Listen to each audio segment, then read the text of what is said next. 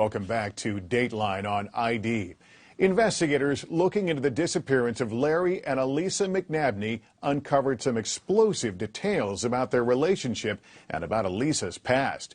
It turned out that she had been stealing from Larry and had a long criminal history of theft and fraud.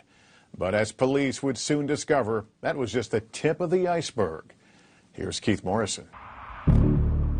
It was February 2002. A remote vineyard up in the northern end of California's Central Valley. A farm worker checking the outer reaches of a giant field of grape couldn't help but see the big birds wheeling round and round. Something out there. Vultures were circling. He spotted the vultures, and so he went out to see what they were circling. Investigator Javier Ramos and Lieutenant Robert Bookwalter worked with the San Joaquin County Sheriff's Department at the time. They were among the first on the scene. Must be some dead animal or something. Well, I believe he said that. That's what he figured he was going to find. Just some dead animal out there. But it wasn't a dead animal.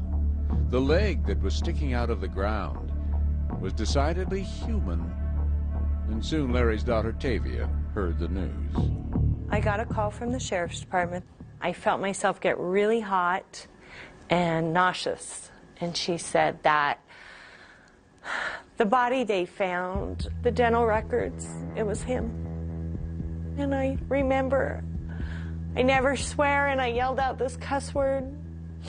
And I slammed down the phone, and I just started shaking. It was a moment in time that I've never felt such anguish. Well, it's still raw even now. It is, because I thought, I don't know, I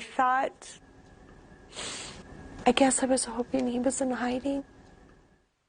Very fortunate that the body was discovered, and now we can move on and investigate it as a homicide. Homicide? Oh, yes. Ample proof now, 5 months after he vanished. Larry had been murdered and left to rot out here in the middle of nowhere. There weren't any stab wounds or any bullet holes. There were no obvious signs of Larry's cause of death, so they looked further and found something very unusual. The medical examiner was able to find out that the cause of death was poisoning with a horse tranquilizer. Horse tranquilizer? Yes. Now that was strange. But get this. He'd been dead for an extended period of time.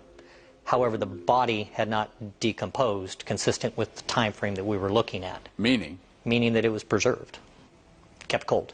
One of the first things that I thought is, where would the person that killed Larry, where would they have access to like a walk-in refrigerator, large enough to hold a human body? Detectives wanted answers, and so did Larry's daughter Tavia, who sometimes believed she could hear her father in her sleep.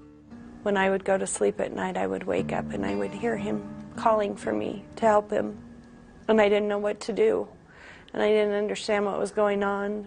Sometimes people get a sense of knowing either what or who was responsible. Did you?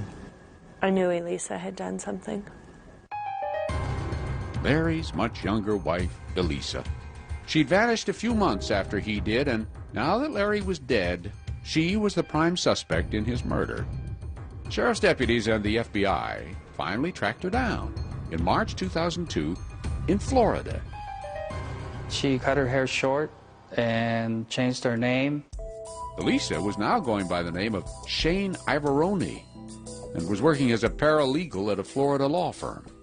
Elisa was a very smart person. She had, I believe, 140 IQ. She could talk anybody into anything. Right. But now that she was finally exposed for the con artist she was and was in custody, Elisa decided to tell her story, starting, at long last, with her legal name. My whole name is Lauren, L-A-R-E-N. L-A-R-E-N. My middle name is Renee, R-E-N-E-E. Okay. My maiden name is Sims, S-I-M-S. Okay. And Elisa, where's that coming from? Change, or you just wanted a different name? No, I left Florida. I was a tribute at Florida. Okay. Elisa, or Lauren, was from Massachusetts and was a mother of 2. She was wanted in Florida for violating probation on a burglary and theft charge and had been on the run for 9 years, she said. She eventually settled in Las Vegas, where she met Larry and by this time had changed her name to Elisa. She told the police that she was at the horse show in Arizona when she found out police wanted to talk to her about Larry. And so she took off in her Jaguar, drove from state to state. Where we met at this point? I'm just away. So, with the preliminaries out of the way, now came the big question. What happened to Larry McNabney? Elisa, without hesitation and without even being asked, spilled the beans. Did I kill my husband? Yes, I killed my husband. There it was. No apology, no evasion. She simply confessed to killing her husband, Larry McNabney. But, and this was a but with a capital B, that wasn't the whole story. Not even close. Coming up, the rest of the story. Did Elisa have help? And I freaked. She was thrown in a whole lot. Yes, and I was freaking out. She? Who was she? When Poison continues.